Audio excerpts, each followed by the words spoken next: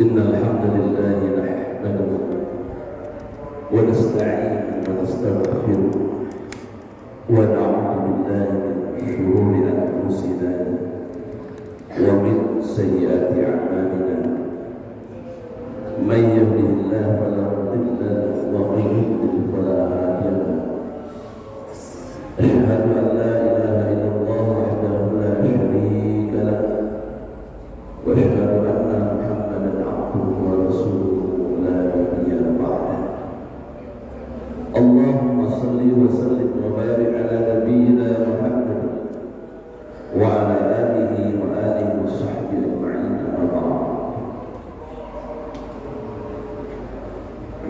Ikhwan fillah jamaah salat subuh, kemudian ta'lim ba'da subuh, kemudian salat sunnah syuruh rahimakumullah.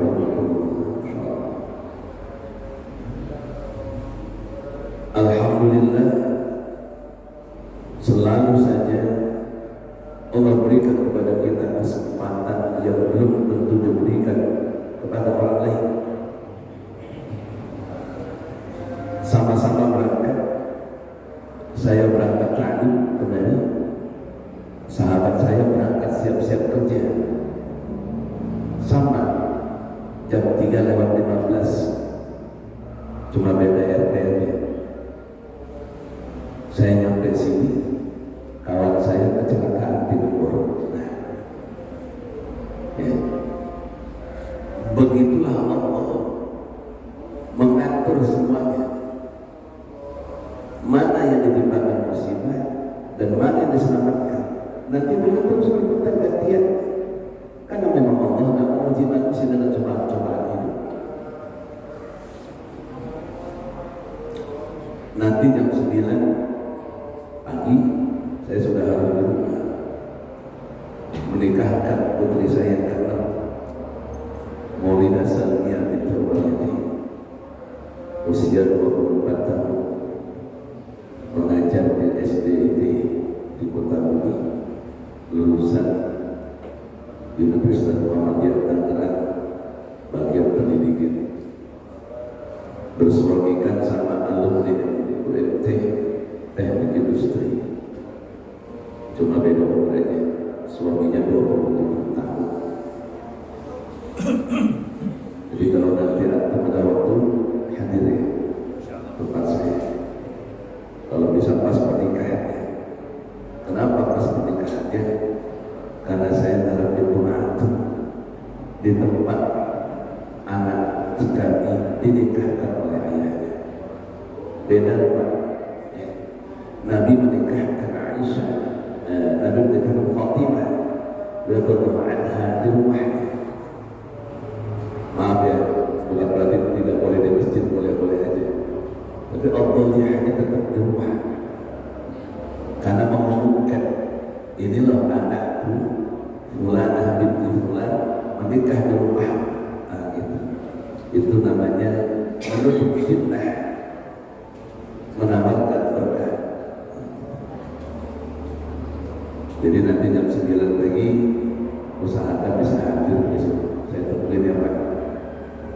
Mari Pak Kasmadi udah khawatir Ustaz, ajar tak saya bilang tak ajar. Tak mau tak boleh berhenti. Cuma gara-gara pernikahan. Saya sudah biasa tanggal Lebaran, Idul Fitri, karena dia Betawi. Berapa kali Idul Fitri di Tangerang bersama keluarga, kumpul sama mu'alamannya. Jadi saudaraku, menyambung materi yang saya sampaikan bulan lalu tentang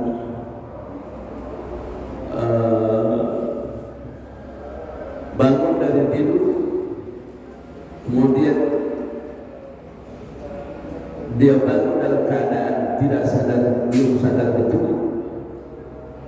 dan ketika dia pas bangun itu langsung dia ucapkan la ilaha illallah wahdahu la syarikalah,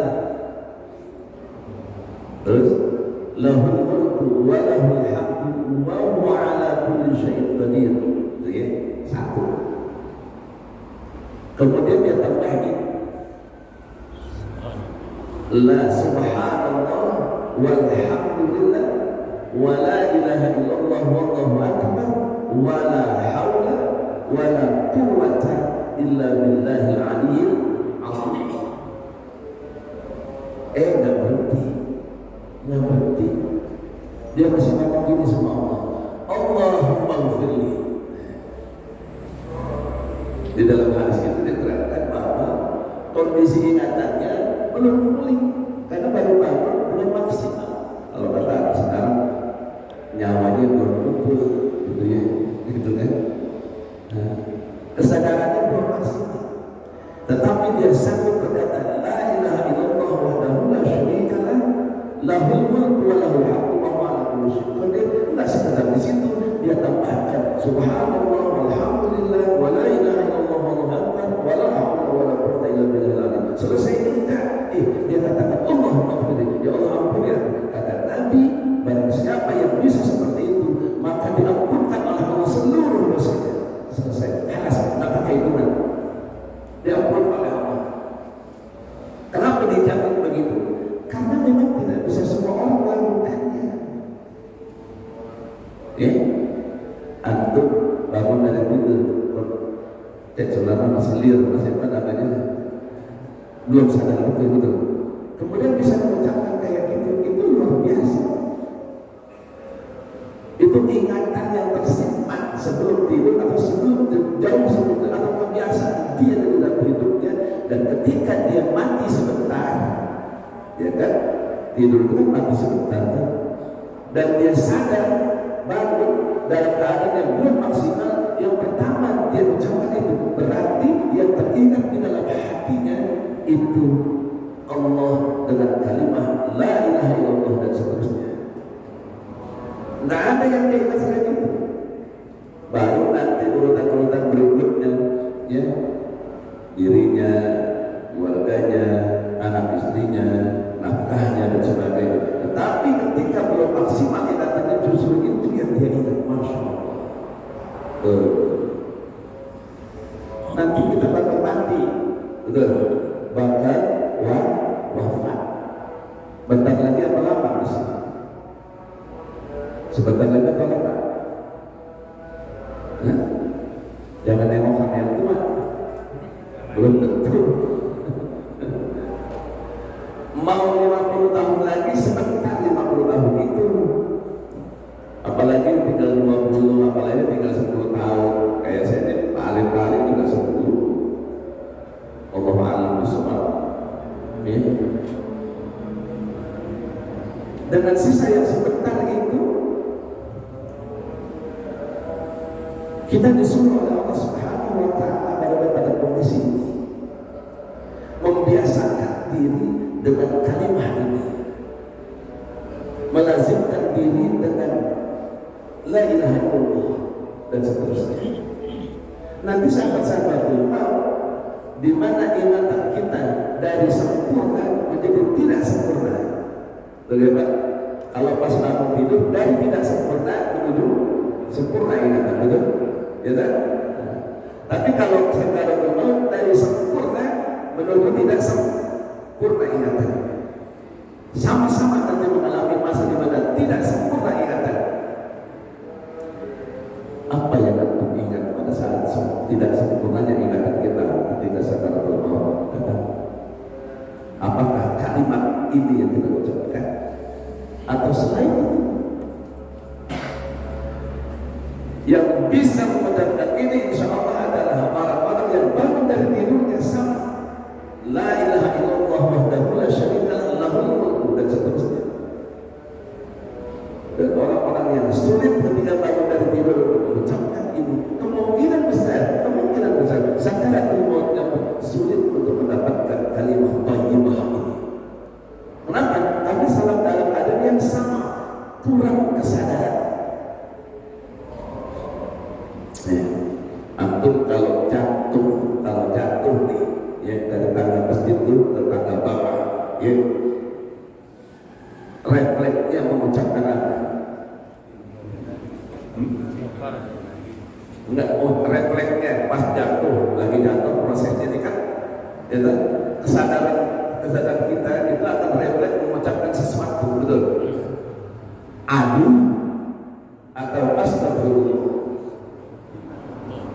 atau innalillah? Hah? Apa? Sekarang aja begitu. Ntar kalau pas kejadian ya, kesandung batu aja, ngomel dia sama batu, maki-maki batu dia omelin, sebab binatang keluar tersebut.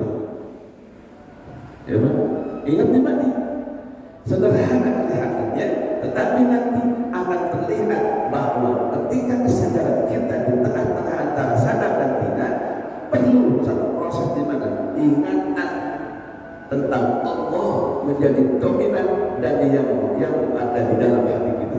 Bagaimana proses itu bisa bertahan, bisa dimiliki? Ada proses panjang yang tidak satu hari dilakukan, tapi berhari-hari, berbulan-bulan, bertahun-tahun. Bila ketika dia disiksa ya oleh para pembesar Quraisy, tangannya diikat, kakinya diikat oleh kuda, ditarik sana sini, benar? Di antara sadar dan tidak sadar akan ada separuh pingsan. Dia cuma sudah sebut kalimat dari awal sampai ketika dia mulai mau pingsan. Apa ucapan itu? Ahad. Ahad. Masuk ahad siapa? Allah. Allah ahad gitu. Ya. Allah saja yang ada di dalam ingatannya, yang lain tidak ada. Kenapa bisa Allah saja?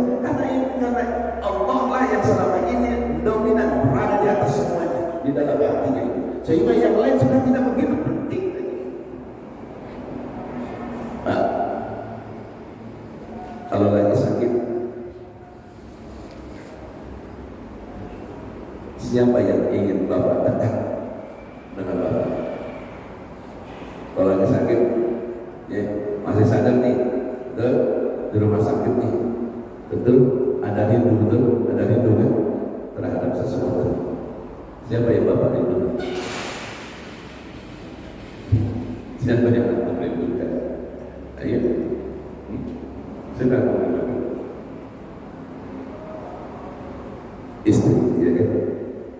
Anak, betul, keluarga, betul. Betul tadi, jujur aja sih pagi-pagi, betul. Anak, istri, keluarga, betul. Anak ada urutannya, anak yang paling dia sayang disebut pertama kali, betul. Yang kan begitu anak mau bilang enggak juga pasti ada begitu dalam keluarga, nggak mungkin kan? Istri juga gitu. Kalau satu cuma istrinya, kan istri yang paling dia sayangi disebut pertama kali, betul. Pada dia aja.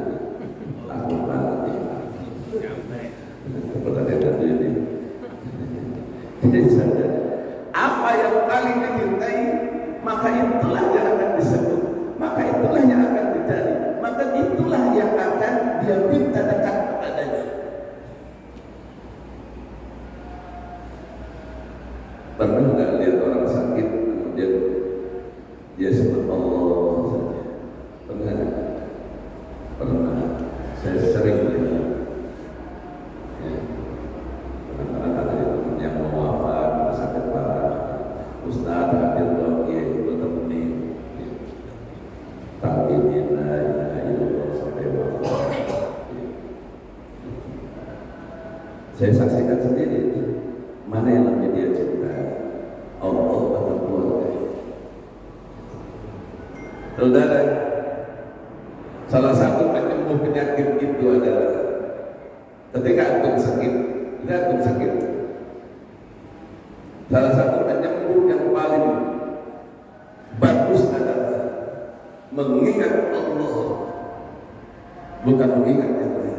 Kalau antum ingat yang lain, beban antum bertambah. Betul. Ingat istri, masya Allah, istriku cantik, kalau gua mati gimana? Aduh anak gue yang mulia, ingat anak.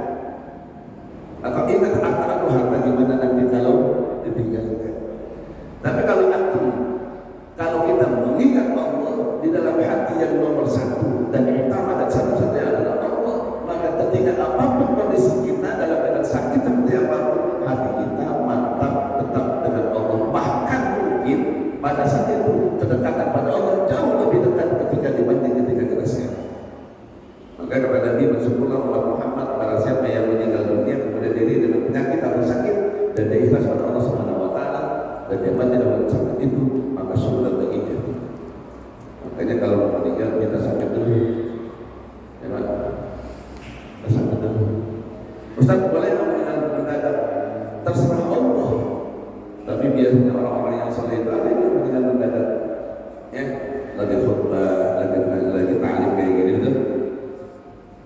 Dia ucapkan, dia ta'lim la ilaha illallah, belajar la ilaha illallah, ucapkan la ilaha illallah, dia wafat. Ya, ada di video kan seorang ulama seperti masuk meninggal dunia. Ini nikmat banget meninggal dia. Itu dadakan. Itu nggak bisa dikatakan. Nah, pada saat sakaratul maut tidak ada lagi kita bisa mengarang apapun, karena saat itu yang memegang kendali adalah hati, dan hati selama ini akan terpegang dengan apa yang kita taruh di dalam hati. Kalau kita taruh kuat, kita ikatkan hati kita kepada Allah, maka hanya Allah lah yang akan mengirimkan sakaratul maut siapa tadi, insyaallah. Tapi kalau harta dunia, istri, anak-anak yang dominan di dalam hati, maka itu adalah aduh, nama, bapak, gitu. Jadi saya juga belum tentu bisa begitu, masya Allah. Tapi latihan terus. Makanya dakwahnya la ilaha illallah aja kita pengen banget sampai hari pengen banget terwafat dalam keadaan seperti itu. Gitu. Nah saudara, kata Nabi Sallallahu Alaihi Wasallam, Nabi Sallallahu Alaihi Wasallam bersabda, salah satu keutamaan yang luar biasa dari kalimat la ilaha illallah itu dalam rangka mempertahankan tauhid. Saya 54 namanya apa ya? Larang di situ ya. Nabi bersabda begini, man qala la ilaha illallah wahdahu la syarika lah, barang siapa mengucapkan la ilaha illallah wahdahu la syarika lah, lahul mulku wa lahul hamdu wa huwa ala kulli syai'in qadir. Ya. Tidak ada sesembahan yang berhak diibadahi selain Allah yang Maha Esa, dan tidak ada sekutu bagi Allah, miliknya segala kekuasaan dan bagi Allah segala pujian, dan dialah yang Maha Kuasa atas segala sesuatu dalam Kemudian dia ucapkan ini, Nabi, dalam sehari 100 kali, gitu ya. Dia ucapkan ini dalam sehari 100 kali. Fi yaumin mi'ata marratin. Dalam sehari dia ucapkan 100 kali. Makanya kan ada tempat di dalam amalan doa pagi dan petang. Di Indonesia dia banyak al-ma'furat dan doa pagi dan petang. Saya al-Qatani, atau doa-doa yang lain, rata-rata pasti mencantumkan kalimat ini, dan tulisannya rata-rata 100 kali. Rata-rata hadisnya memberitakan begitu, ya, dimasukkan oleh para ulama dalam doa pagi dan petang. Barang siapa mengucapkan ini 100 kali, kata tadi, kan lahu adalah asri, ya. Kemudian riqabin wa kutibat lahu mi'atu hasanatin. Maka Allah Subhanahu wa ta'ala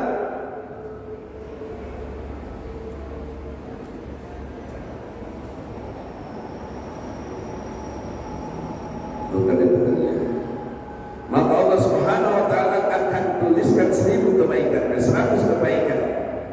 Tetapi sebelumnya dikatakan bahwa Allah Subhanahu wa ta'ala akan memberikan pahala kepadanya dengan seperti membebaskan budak, 10 budak.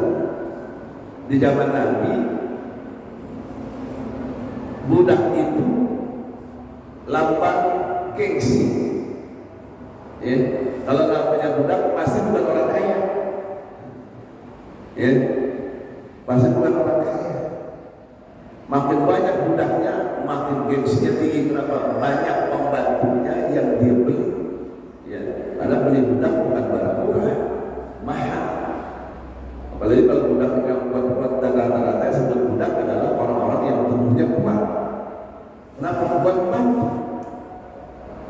Ya, atau budak yang perempuan untuk melayani, ya, melayani makan minum, melayani istri-istri mereka dan sebagainya.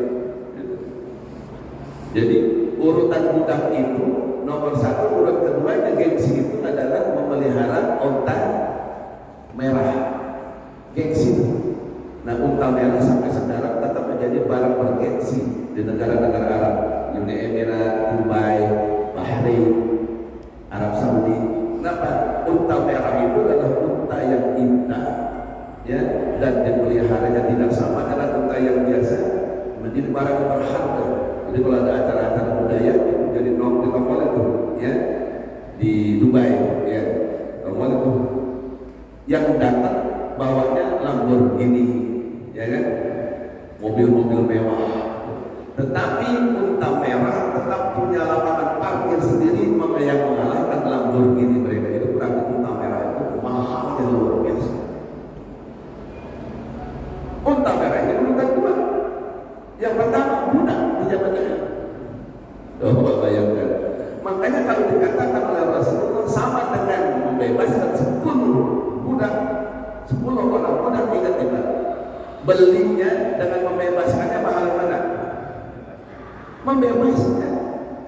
Membebaskan budak di zaman Nabi dari orang yang membeli budak tadi tidak sama harganya, jauh lebih mahal membebaskan Abu Bakar radhiyallahu anhu, membebaskan Bilal bin Rabah. Betul? Dibebaskan oleh Abu Bakar waktu disiksa, datang beliau kemudian dibebaskan oleh Abu Bakar dengan beberapa ekor unta dan beberapa uang pada saat itu. Luar biasa. Kata Nabi, 10 ekor unta, 10 ekor sebenarnya membedakan 10 orang unta.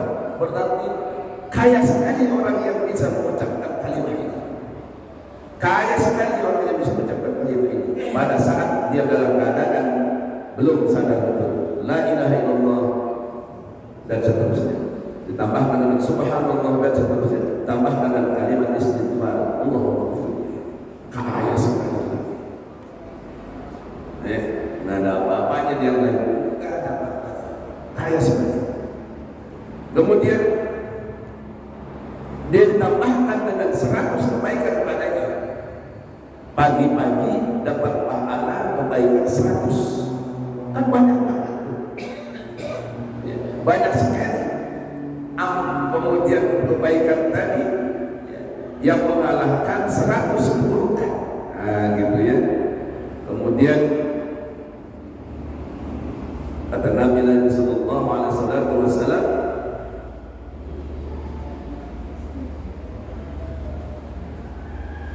wa kanat lahu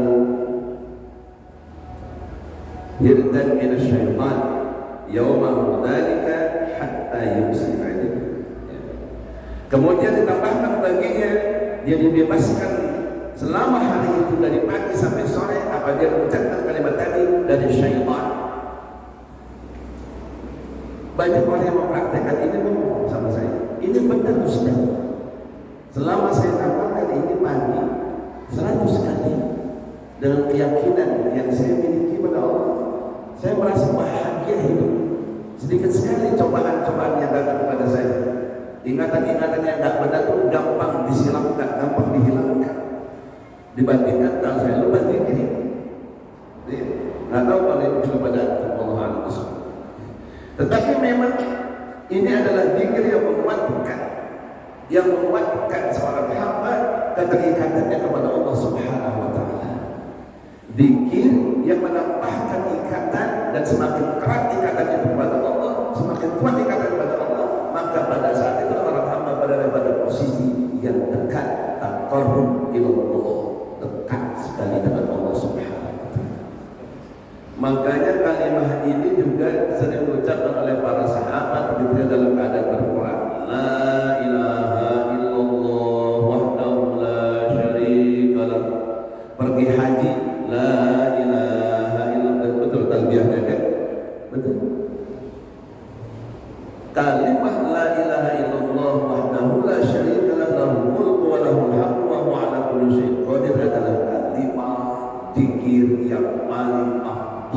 dari semua zikir yang dicontohkan oleh Rasulullah dan diperintahkan oleh Allah Subhanahu wa taala. Tetapi zikir ini justru tidak semua orang menyukai kalimat ini. Anehnya begitu. Kenapa? Karena zikir ini mantap cuma satu, ya, mengangkat pengesaan mutlak kepada Allah, segala puji kepada Allah, ya. Kemudian penentuan qadar dan takdir yang baik dan buruk hanya milik Allah. Jadi semuanya disandarkan hanya kepada Allah Subhanahu wa taala. Ini kadang-kadang manusia enggak. Kenapa? Karena di dalam diri manusia ada syaitan, dan syaitan tidak suka, ya, si hamba tadi melepaskan diri ketergantungannya kepada hanya Allah saja. Kalau bisa bagi dong bikin gue, gitu. Ya, bagi dong bikin gue.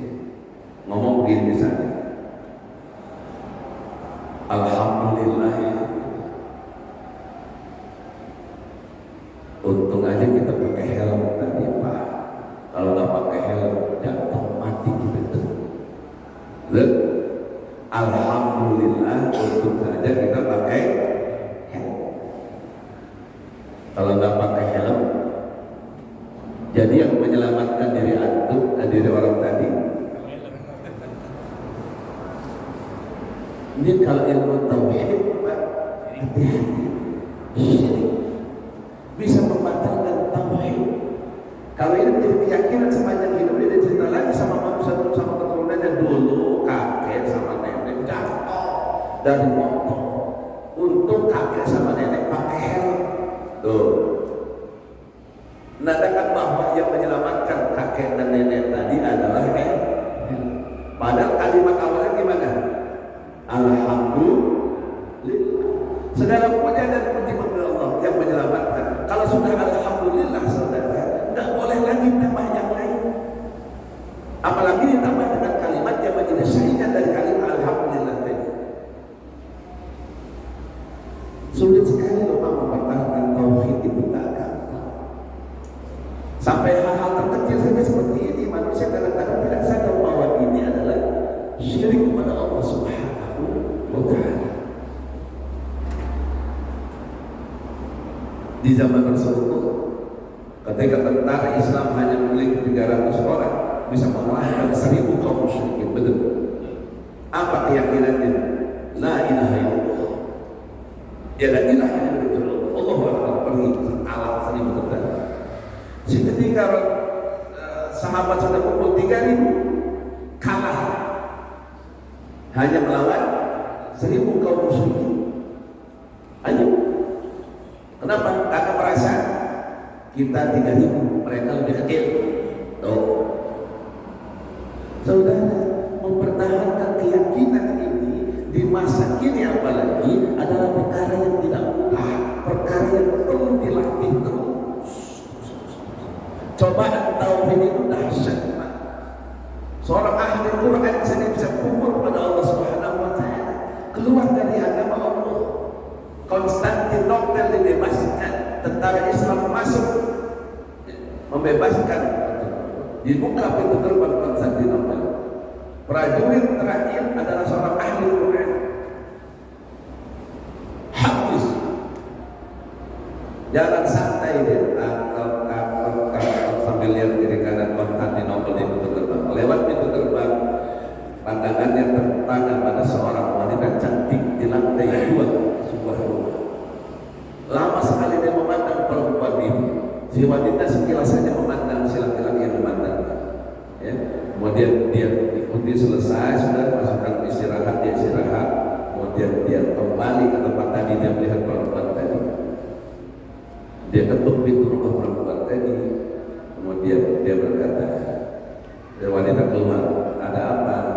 Tadi aku melihat kau. Iya, aku tahu kau melihatku. Aku tertarik padamu. Maukah kau menjadi istriku? Kata si wanita, boleh saja, tapi engkau harus melamarku pada orang tuamu, dan satu syarat itu engkau harus masuk ke dalam agama Nasrani. Apa yang dilakukan laki-laki yang habis berat ini? Ya, oke. Coba bayangin, saudara.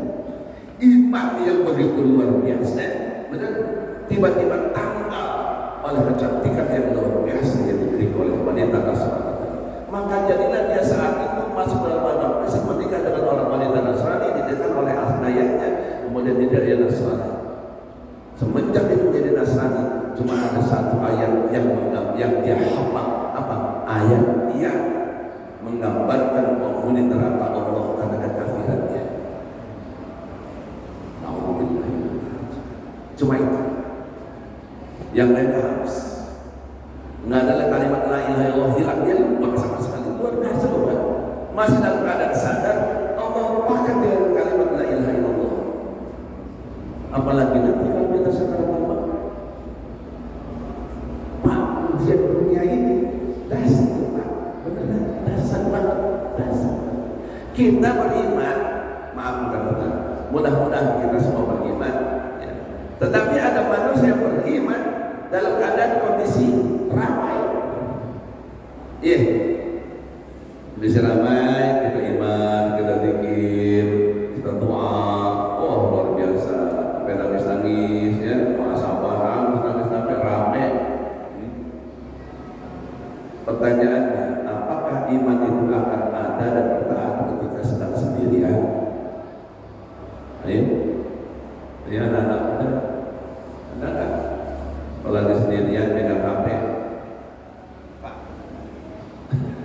jangan kan yang muda, yang tua aja kan masih ngawur. Kalau udah depan laptop sendirian, kalau udah di depan internet sendirian, betul? Pak, cobaan tauhid itu dahsyat. Saya dapat video dia tentang seseorang lain, kasihan juga dia. Teman saya cerita, Masya Allah, dia tidak mati dalam keadaan seperti itu. Maksudnya lagi melakukan maksiat pada Allah Ta'ala. Kasihan. Kita doakan saja ya supaya Allah selamatkan. Nah saudara, susah sekali.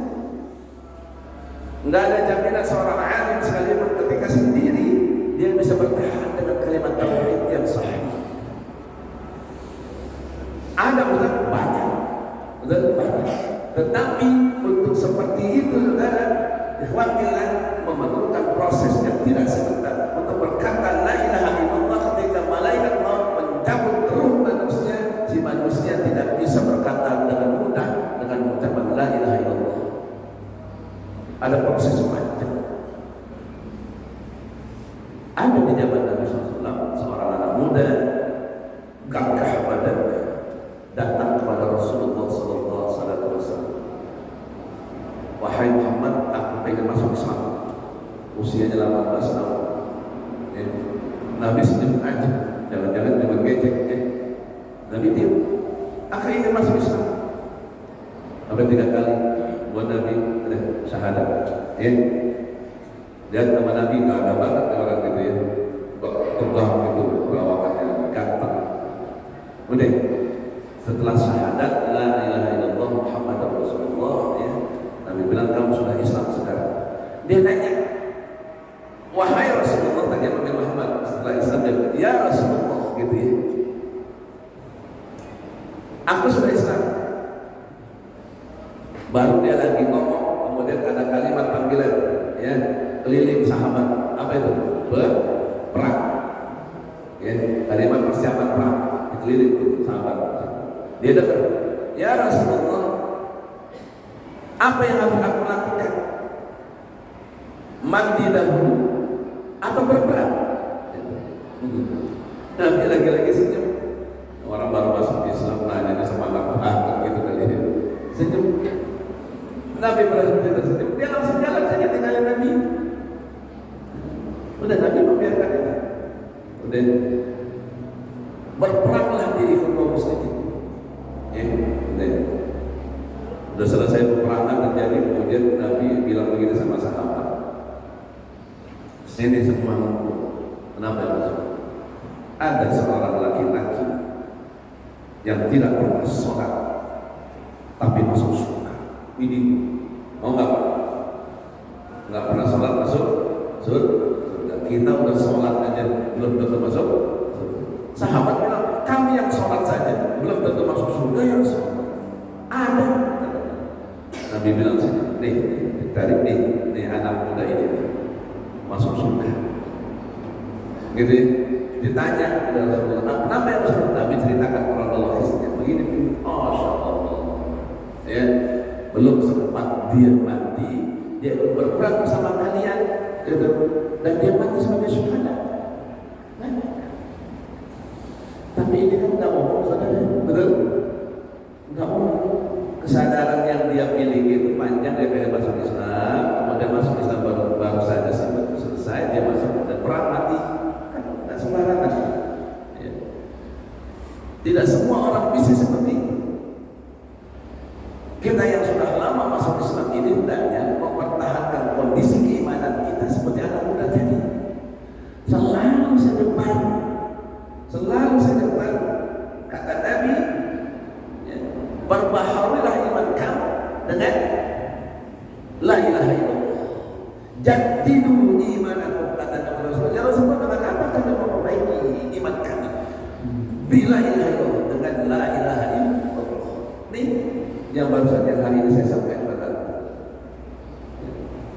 kalimat la ilaha illallah itu adalah kalimat yang selalu memperbarui keimanan. Kalau manusia tadi selalu mengingatnya, mengucapkannya, menanamkannya di dalam hati, mempraktekannya dalam ibadah, mempraktekannya dalam kehidupan sama manusia dan seterusnya. Dengan la ilaha illallah saja konsep sudah selesai.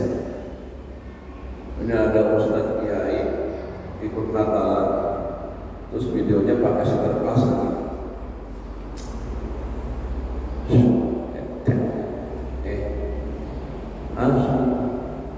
Ini hidup macam Ustaz. Kemana imannya? Kemana hatinya? Kemana la ilaha illallah? Di la ilaha illallah ini kalau dipertahankan sekarang, anda pertahankan, anda bakal ketemu masalah-masalah yang akan bertruk dengan la ilaha illallah dalam kehidupan saya. Pasti nggak mungkin ya. Pasti. Yang halal sudah jelas, yang halal sudah jelas. Pertahankan kehalalan, betul. Ikut yang halal-halal saja, bisa. Bisa. Bebaskan diri dari riba, nggak mau lagi kredit mobil. Bisa. Nggak mau lagi kredit rumah, masa kredit bisa. Susah, Pak. Berkeyakinan nanti kalau Allah kasih rumah, nanti kalau Allah kasih mobil, nanti kalau Allah kasih motor, nanti kalau Allah kasih istri, nanti kalau Allah kasih rezeki. Yang penting sekarang la ilaha illallah, tiada ilah yang diberi Allah. Saya lihat kawan-kawan yang seperti itu, saudara, masya Allah, enak aja hidupnya, enak aja hidupnya, ya, gampang aja urusannya. Masya Allah, saya jalan-jalan kepala bisa nggak saya seperti mereka gitu aja, belajar ya Allah, hebat mereka. Nah saudara, la ilaha illallah itu adalah kalimat thayyibah yang membebaskan seorang hamba kepada selain Allah. Makanya kalau kita tahlilan puluhan kali kemudian tetap aja dalam kondisi, dalam keadaan tidak baik-baik sepanjang zaman, berarti ada masalah dengan la ilaha illallah kita. Ya, masih riba, masih ada maksiat sering, ya, masih yang kotor-kotor diambil, masih yang tidak benar dibawa dan sebagainya. Ada masalah dengan la ilaha illallah. Yang paling bagus adalah coba ketika kita sendiri, ya, apa amalan kita. Ketika kita sendiri, apa amalan kita. Ketika manusia tidak melihat kita, apa amalan kita. Apalagi ada orang lain yang datang pada kita, wanita cantik, ngobrol. Saudara, handphone itu manfaat. Kalau ada wanita cantik telepon antum, diterima atau tidak? Terima dulu supaya daripada tahu wanita cantik kan gitu. Tapi pas diterima, assalamualaikum Ustaz, waalaikumsalam. Siapa nih gini kita cantik kasih. Mi ngomong sama Mi ya gitu. Nanti takut la ilaha illallahnya terganggu. Iya beneran. Kalau saya bagian customer service resiko harus bertahan, jangan sampai wanita cantik jadi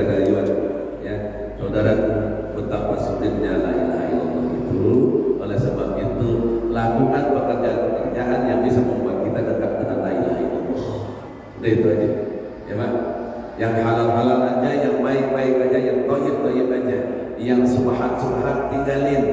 Udah, yang subhat jangan, kenapa? Menjauhkan kita dari la ilaha illallah. Apalagi yang haram.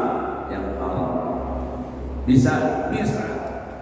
Kenapa nggak bisa? Atas pertolongan Allah biiznillah manusia bisa meninggalkan segala sesuatu yang dilarang oleh Allah. Kenapa? Kalau ada perintahnya pasti manusia bisa melakukannya.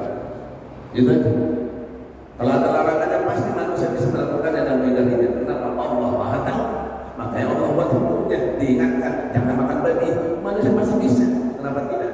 Jangan minum keras, manusia masih bisa. Kenapa tidak? Jangan berzina, manusia masih bisa. Kenapa tidak? Allah berikan hukum itu karena manusia sanggup. Kalau nggak sanggup, la yukallifullah, nggak bakal Allah kasih hukum larangannya.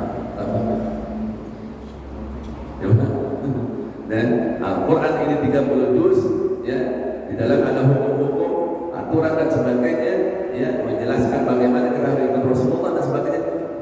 Bisa. Kenapa? Allah tahu. Nah, gitu ya Pak.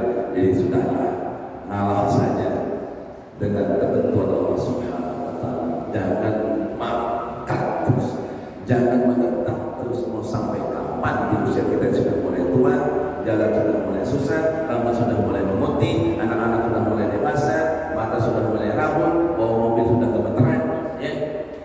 Pernah nggak antum nyasar bawa mobil? Pokoknya ke sini, pernah nggak? Pernah kan? Kenapa? Karena otak kita sudah tidak maksimal bekerja, udah kurang fokus. Semakin tua Pak, kita fokus kita tidak bisa lagi dibagi-bagi. Yang paling bagus adalah semakin tua fokus kita satu saja. Allah mati, Allah selesai. Nggak usah lagi dunia film belum kelar, udah tinggalin. Kasih anak-anak ente, kasih enak urusan kalian pada bapak mau konsentrasi sama akhirat. Udah, taklim, belajar, kejar itu ulama, banyak dialog dengan mereka, memperbaiki hati, berbuat la ilaha illallah, persiapan. Kenapa? Sering-sering lihat kuburan, sering menyalatkan mayat, sering memandikan mayat dan sebagainya. Latihan, sebentar lagi saya bakal kayak itu. Udah, kurangin tur jalan-jalan, kurangin udah kurangin, ya. Tua masuk jalan traveling ke sana sini, pulang tetap saja hampa, ya. Pulang kenapa? Karena yang perlu hiburan itu perlu perbaiki hati itu tempatnya la ilaha illallah, tempat yang paling bagus buat hati adalah la ilaha illallah. Nggak ada yang lain. Terima kasih, mudah-mudahan manfaat buat kita semua. Saya mohon maaf kalau ada kalimat yang perasaan, ya. Mohon doa tentang acara, semoga suksesnya. Pak Kaswadi juga ada acara katanya, ya. Kalau bisa hadir di pernikahan anak saya, insyaallah. Ya, semoga Allah berkati kepada kita, semakin sayang sama kita, semakin arif kita kepada agama kita dan ketaatan kita kepada Allah Subhanahu wa Ta'ala. Akhirul kalam. Assalamualaikum warahmatullahi wabarakatuh.